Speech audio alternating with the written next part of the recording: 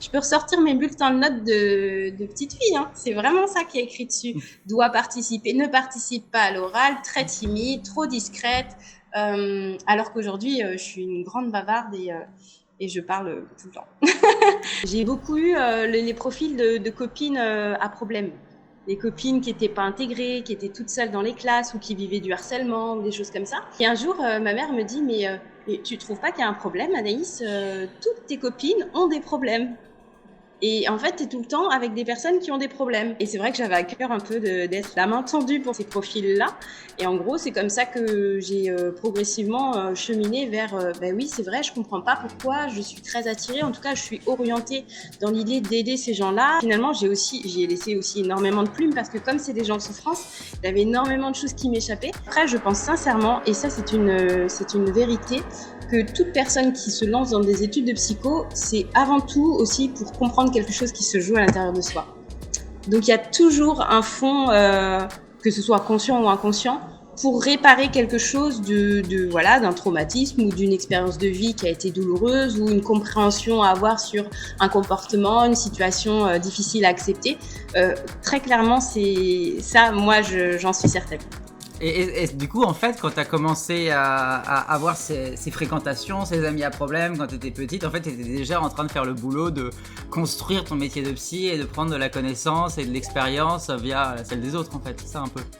Ouais, c'est ça. Et puis, je crois que je me suis inscrite dans ce rôle, là où on me décrivait souvent comme Anaïs, elle est très à l'écoute, très bienveillante, toujours très douce, toujours le mot juste, elle cherche toujours à comprendre ce qui se passe, elle est toujours là pour les personnes qui sont en difficulté.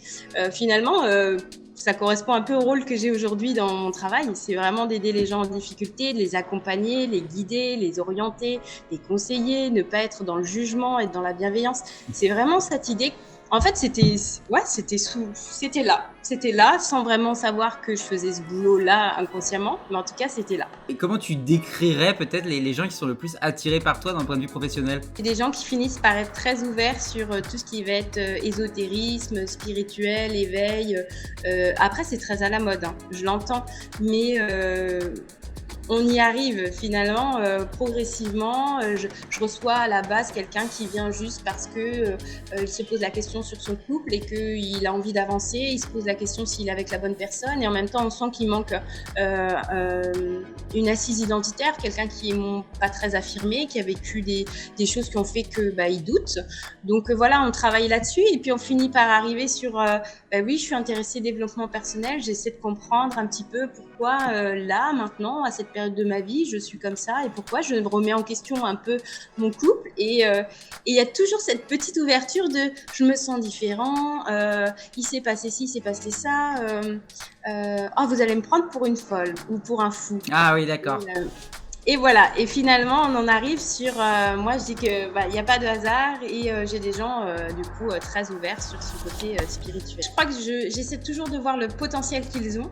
En fait, j'aime la base, c'est la rencontre et en fait voir toutes les possibilités. C'est vraiment ça que j'aime. Okay. Donc après, peu importe, la personne elle vient avec sa problématique du moment et ça peut évoluer et c'est pas grave en fait. On va faire évoluer le travail, on va avancer de cette manière et c'est juste ça que j'adore. Vraiment, c'est juste chercher, trouver, les aider, voir comment ils ont évolué.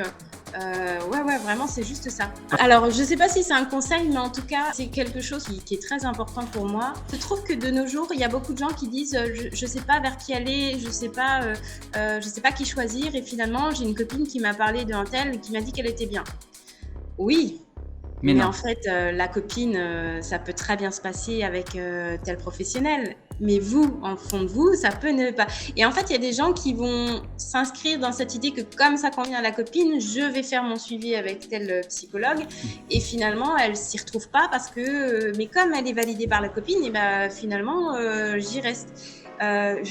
Vraiment, j'insiste, le conseil, c'est que si déjà d'emblée, dès la première consultation, il n'y a aucun feeling, ça ne matche pas du tout, c'est pas la peine. En fait, ça biaise tous les processus de thérapie qu'il peut y avoir. Moi, je suis persuadée de ça aussi. J'explique aussi parce qu'en fait, même moi, je le ressens quand j'ai un patient qui arrive et qui n'est pas à l'aise avec moi. D'ailleurs, vas-y. La petite anecdote, c'est une fois, je reçois un homme qui venait pour une problématique en lien avec sa sexualité. Et en fait, très mal à l'aise, il me dit « Je suis mal à l'aise parce que vous êtes mon type de femme ». Bon, déjà, hein, il fait un aveu d'emblée au tout début de la consultation. Moi, très professionnelle, je l'accueille avec sa problématique, mais je vois qu'en fait, il est complètement gêné. À peu près 3-4 ans plus vieux que moi, c'était, voilà, je redis ça. Je lui ai pas demandé, mais... et en fait, finalement, j'ai senti que c'était pas possible pour lui d'exprimer ce qui se passait sur le plan sexuel. Et qu'en fait, il était pas à sa place et que, quoi qu'il arrive, il y avait quelque chose qui s'était installé dans les enjeux transféro-contre-transférentiels qui était impossible à gérer pour lui, en tout cas qu'il mettait à mal. Et qui aurait, en fait, j'aurais pu le garder pendant des semaines et des semaines, il n'aurait rien travaillé. Donc en fait, je lui ai dit, on va s'arrêter là, hein, parce que je sens qu'il y a quelque chose qui fait que ce n'est pas possible. Et je préfère vous réorienter vers une collègue ou un collègue. Si vous êtes plus à l'aise avec un homme, dites-le moi parce qu'il n'y a pas de souci pour qu'on puisse... Mais j'entends qu'avec moi, ce n'est pas possible et qu'il y a des choses qui se passent qui font que... Et là, il a eu un soupir de soulagement et il m'a dit « J'osais pas vous le dire. Merci. Je suis vraiment gênée en fait devant vous et en effet, je préfère voir quelqu'un d'autre. Il n'y a pas de souci. » C'est génial. Et puis je pense qu'effectivement, moi je suis tout à fait raccord avec toi quand tu dis qu'il y a un truc de l'ordre de... Je sais pas si tu l'as exprimé comme ça, mais de l'énergie ou du moins de quand on voit. C'est pour ça que je tenais à faire ces interviews parce que je pense que c'est hyper important. Et moi, c'est un truc que je déteste.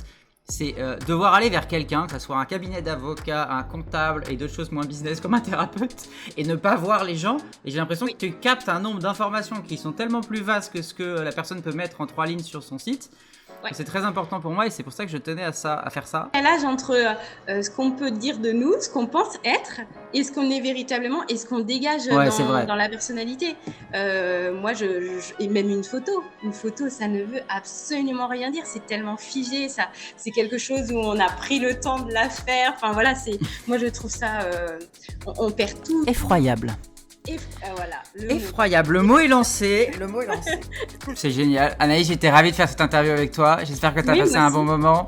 J'espère que tous nos quêteurs de l'éphéméride pourront te découvrir et prendront énormément de plaisir à regarder cette interview. Merci à toi.